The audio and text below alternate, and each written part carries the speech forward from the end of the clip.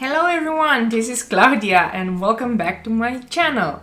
In today's videos, I'm going to attempt something that I've always been bad at, and that is protecting the white of the paper. And what best way to learn how to do that than by trying to paint actual flowers that are mostly white. I used to color in every portion of my paper and then try to add highlights later on with white, and that doesn't always work. It is a struggle.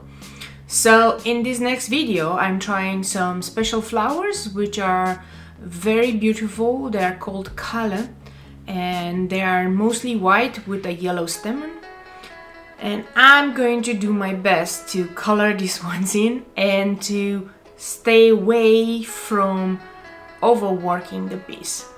I do not know if I'm always succeeding at these things, but let's see. As always, let's get into it. So, as always, I'm starting my piece because these are all white flowers. You actually have to do the outside.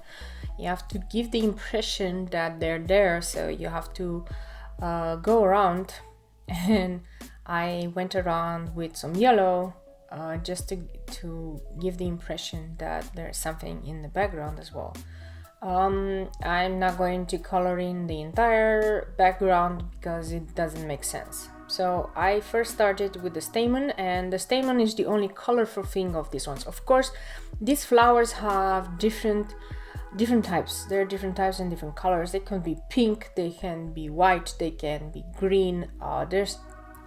There are so many different colors of these ones that you can have, and I went with the white variety. I heard that they're very poisonous, but I don't know for sure. Anyway, the leaves, I decided I'm not gonna go very fancy. I'm just going to try my best to have one of my goals to see what I can layer colors. And I started with a really yellow-green, which is I have the May green from Schminke with a little bit of yellow, and it makes this yellowish green, and this was gonna be my underlayer, and then I'm going to add like a proper darker green afterwards, and I'm gonna leave a small little border around. So you can see here how I leave the border around, and this is how you get that nice border. And then I'm just going to pull the color with just some water, and this is going to be my first layer. So this piece is just a test. I was not planning on using this piece as any kind of artwork or anything. This was just a test. And I was actually thinking, okay, I'm going to have all these flowers, and then later on I can actually cut them out and I can actually make a card out of it. So this was my idea. I was like, I'm just gonna color them in, I'm just gonna learn my piece, and then I'm going to reuse them later on. I'm not going to post them, I'm not gonna put them in a frame or anything, because this is just my learning experience. And as always, I'm trying to learn in a shorter amount of possible, because I do have to work, I do have to do a lot of other things, and I cannot afford to spend a lot of time. But I do want to practice almost every day, and I do want to do something every day that will bring me closer to the goal. And the goal is maybe 10 years from now I will be able to become a successful artist that can live from my art, and I don't have to be maybe a software engineer anymore. I'm giving myself 10 years, right? Or a secondary goal could be once I'm going to go with my pension, if ever, because the pension age keeps increasing in the Netherlands. Like now it's 67, so I'm not sure when I'm gonna end up with the pension. It's gonna take a time. But assuming I will be still alive by the time I'm going with my pension, then maybe this is something I can do full time as a pensioner. Is gonna be cool, right? Like a lot of artists are like that. So I kept at it, and I kept adding even more, and you can notice that I forgot one of the one of the petals, not petals, but one of the leaves, which is the down leaf. I was like, did I just forget about that one? Just watching this video now, realizing I'm forgetting. So one thing about this green, what I learned about this green, for some reason this happens a lot with greens and blues, is that the colors really do dry up way more subdued than when you first when I first add them. The colors are okay, but then they dry out and then the depth is gone, and I'm like, why? I still haven't figured it out.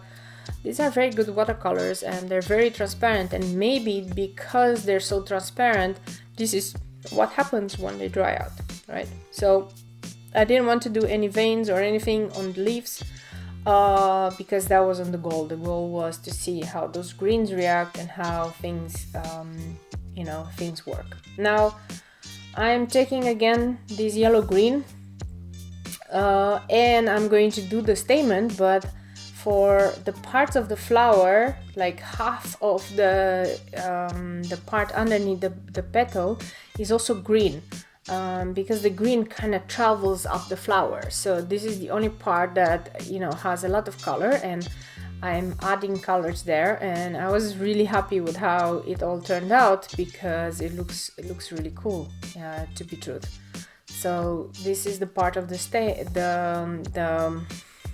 it's not the stamen, it's the stalk. The stalk, I'm assuming it's called the stalk of the flower, and it's the underneath part, which I color. I wasn't daring to go near the flowers until I actually finished it all, with the leaves and all the other ones, because I was still making myself courage onto, can I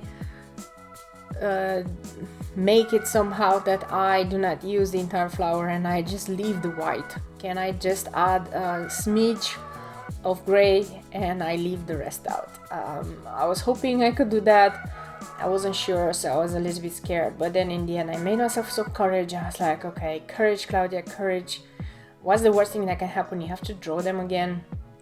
You know how to draw these flowers, so it's not going to take you more than 10 minutes to draw them again. So I started with a cool gray. Actually, I think it's Payne's gray, and I started there where the flower actually goes down and where the stamen leaves. So this is where I added gray, and then I was using the Davis gray, which is like a really light warm gray, to the edges, like to the top and to the other edge, and these are supposed to be the only places where I actually will have color.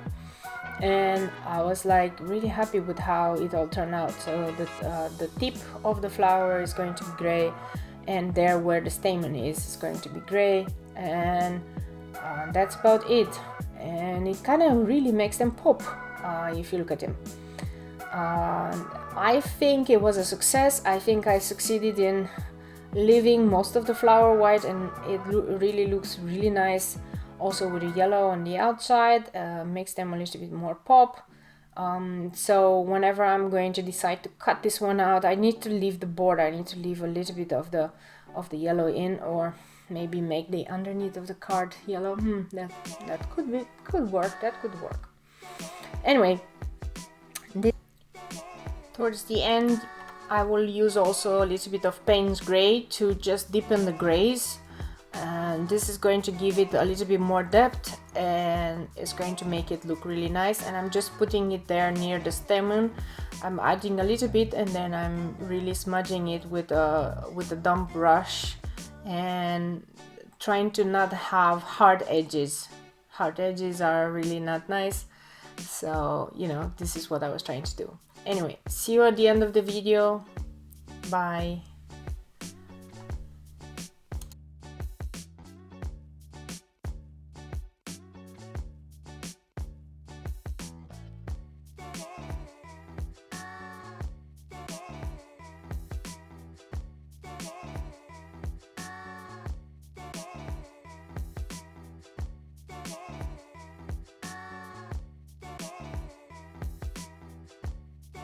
Thank you all so much for staying until the end. If you really liked this video, please don't forget to leave a comment or a thumbs up and subscribe for any future videos notifications.